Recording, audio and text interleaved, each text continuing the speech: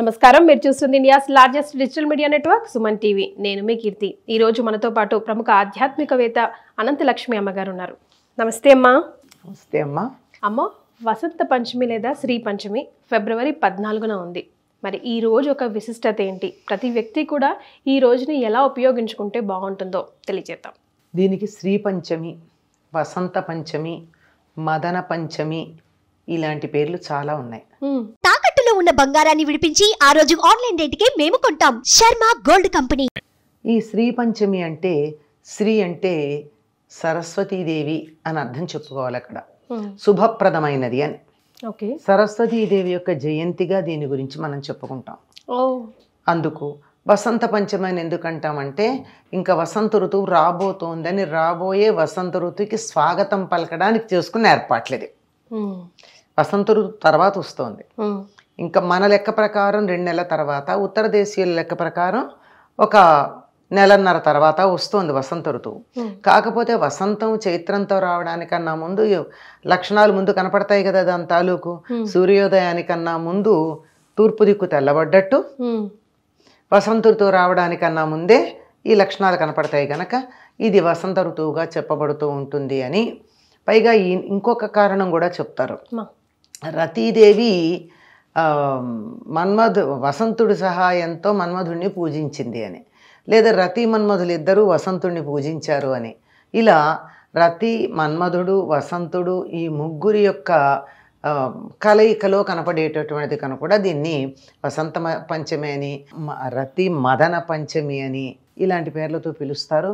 కానీ ఎక్కువగా వ్రతాలు, పూజలు లాంటివి చేసేవన్నీ కూడా శ్రీ పంచమి అంటే సరస్వతీదేవి జన్మదినము అనేటటువంటి అర్థంలో చేయడం మనం చూస్తాం. ఓకే.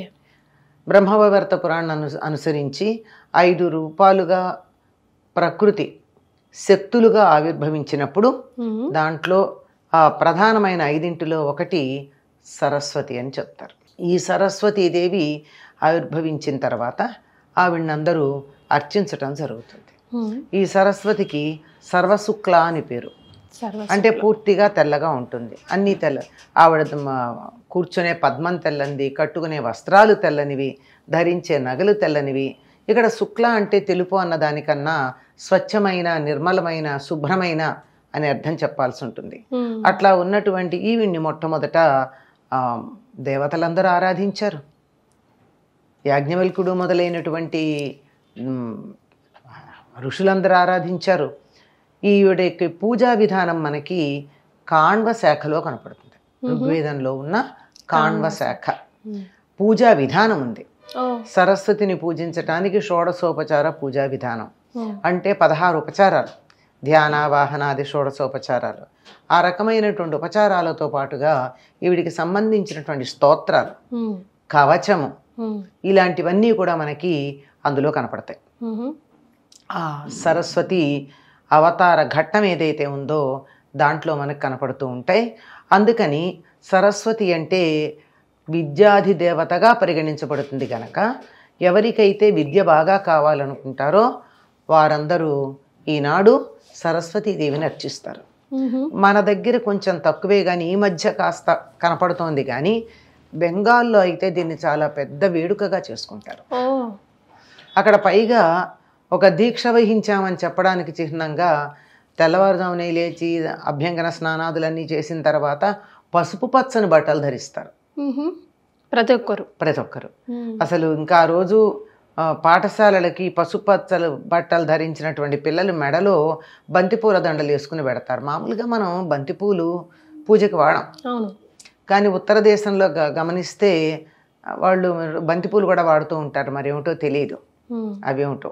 అమ్మవారిని అర్చించటం కన్నా కూడా వీళ్ళు మెడలో వేసుకుని బంతిపూల దండలు పాఠశాలకి వెళ్ళి అక్కడ సరస్వతి పూజ చేసి పుస్తకాలు, కళాలు అన్నీ అక్కడ పెట్టి, అంటే కాగితాలు రాని రోజుల్లో తాటాకులు ఉండేవిగా, తాటాకులు గంట అక్కడ పెట్టేవారు. ఇప్పుడు మనకి పుస్తకాలు, కళాలు. నేను అనుకోవడం ఇప్పుడైతే పుస్తకాలు, కళాలు కాదు పెట్టాల్సింది. ఇప్పుడు ఏం పెట్టాలి? ట్యాబ్స్, కంప్యూటర్లు, ల్యాప్టాప్లు, ఫోన్లు ఇవన్నీ అక్కడ పెట్టంటే ఈనాడు వాటికి కూడా సెలవు ఇయ్యడం. అమ్మవారికి అమ్మవారి స్వరూపాలైనటువంటి అవన్నీ కూడా దాన్ని కూడా మనం అమ్మవారి స్వరూపంగా అనుకుంటాం కదా. మా కాగితం కింద పడితే ఎవరైనా తొక్కితే అయ్యో సరస్వతిరా కళ్ళకద్దుకోమంటాం. అంటే సరస్వతి అంటే ఎక్కడో బొమ్మలో విగ్రహంలో కాదు, కింద పడిన కాగితంలో కూడా ఉందని చెప్పుకుంటాం కదా. అట్లాగే మరి కంప్యూటర్లో చదువుకుంటూ ఉన్నప్పుడు దాన్ని కూడా దేవతా స్వరూపంగా భావించాలి కదా. సరస్వతి జ్ఞానాన్ని మనం ప్రసాదించేది, కనీసం జ్ఞానాన్ని ధరిస్తోంది. దానికి తెలివి ఉందో లేదో తెలియదు కానీ ధరించి మనకి ఇస్తోంది. వాటన్నింటినీ అక్కడ పెట్టి పూజించి ఆనాడు వాటితో ఏమీ పనిచేయరు, చదవరు. పూజించినప్పుడు పని చేయమంటారు ఏమిటి? అంచేత గౌరవప్రదంగా అట్లా చేయడం పద్ధతిగా ఉంది. మరి సరస్వతికి పూజ ఎలా చేయాలి? షోడశోపచార పూజా విధానం ఉందన్నాం కదా. ఆ విధానంలో బ్రహ్మవైవర్త పురాణంలో చెప్పిన పూజా విధానాన్ని అనుసరించినట్టయితే వీళ్ళేదో పసుపచ్చని బట్టలు కట్టుకున్నారు కానీ, అంటే పసుపులో ముంచి దీక్షా వస్త్రాలను ఉద్దేశం. మనకి అందులో బ్రహ్మవైవర్త పురాణంలో చెప్పింది అయితే అమ్మవారికి తెలుపు ఇష్టం, తెల్లని పూలతో పూజించాలి, తెల్లని నివేదనలు చేయాలి.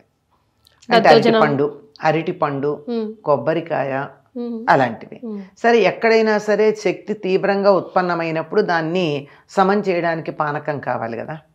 పానకం, వడపప్పు, చలిమిడి ఇది ప్రధానం. చెరుకు గడలు, ఇంకా ఆయా ఋతువుల్లో దొరికేటటువంటి పళ్ళు, వాటిల్లో కూడా తెల్లగా ఉన్న వాటికి ప్రాధాన్యం. అరటిపండు తెల్లందే, అయితే ఎప్పుడన్నా కొన్ని పసుపచ్చగా ఉన్నా పైన లోపల తెల్లగానే ఉంటుంది. అలా తెల్లగా ఉండేటటువంటి పళ్ళు ఇవన్నీ కూడా సరస్వతీదేవికి నివేదన చేయాలి. చెరుకులు కూడా నివేదన చేస్తారు. చెరుకు తీయదనానికి ప్రధానం కదా అది. అయ్యాక వండింది పెట్టాలన్నారే మీరు, ఆ వండింది పెట్టేటప్పుడు దధ్యోదనం పెడితే పెట్టచ్చేమో కానీ అమ్మవారికి ప్రీతిపాత్రమైనటువంటి వంట ఏది అంటే పరమాన్నం, పాయసాన్నం. ఎలాగా? పాయసం, క్షీరాన్నం, ఇన్ని రకాలు. పరమాన్నం అంటే శ్రేష్టమైంది ఏదన్నా కావచ్చు. మరి క్షీరాన్నం అంటే ఈ క్షీరం కూడా ఏ క్షీరం కావాలి? ఆవు పాలు. తర్వాత అందులో వేయాల్సింది బెల్లం తప్ప పంచదార కాదు, పంచదార వాడకూడదు. అది ఆవు పాలు, బియ్యాన్ని ఆవు పాలలో ఉడకబెట్టి దానిలో బెల్లం వేసి మిగిలినటువంటి సుగంధ ద్రవ్యాలన్నీ వేయచ్చు. ఇవి ప్రధానం. మిగిలిన పెట్టకూడదానికి అది ఇవి ప్రధానం. మిగిలినవి చక్కగా మిగిలినటువంటి వంటలన్నీ చెయ్యండి, కూరలు, పప్పు, పులుసు కూడా చేసిన నివేదన పెట్టండి, వద్దనంటల్లా. ప్రధానంగా పెట్టాల్సింది మాత్రం ఈ ఆవు పాలతో చేసినటువంటి పరమాన్నం, బెల్లం వేసి చేసినటువంటి పరమాన్నం. ఇలా నివేదన చేసినట్టయితే అమ్మవారికి సంతృప్తి కలుగుతుంది. అందుకని ఏం చేస్తారు, ఈనాడు సరస్వతీదేవికి సంబంధించింది గనక విద్యాభ్యాసం ప్రారంభిస్తారు చాలా మంది. పిల్లలకి అక్షరాభ్యాసం చేయడం అన్నది. సరే, నేను విద్యాభ్యాసం అని వాడాను ప్రత్యేకం, పిల్లలకైతే అక్షరాభ్యాసం. మరి విద్యాభ్యాసం అని ఎందుకు వాడాను అంటే, మీరు నేనేదన్నా కొత్త పుస్తకం చదవాలనుకున్నాం, ఒక కొత్త ప్రాజెక్ట్ చేయాలనుకున్నాం, ఒక కొత్త సబ్జెక్ట్ నేర్చుకోవాలనుకున్నాం. ఇప్పుడు మన డిగ్రీలు మనకున్నాయి, స్కూల్కి వెళ్ళి చదివేటటువంటి అవసరము లేదు, వయస్సు కాదు, ఊహ లేదు. కానీ నేను వేరే సబ్జెక్ట్ ఒకటి నేర్చుకోవాలనుకున్నాను, నా అవుట్ ఆఫ్ ఇంట్రెస్ట్. ఈరోజు మొదలు పెడితే చాలా బాగా సాగుతుంది. అందుకని విద్యారంభం, విద్యని ప్రారంభించటం అన్నది మొదలు పెడితే చాలా బాగుంటుంది అని, దానికి ప్రధానమైందని. అమ్మవారికి సంబంధించిన కవచానికి సర్వ విజయమో ఏదో ఉంది పేరు.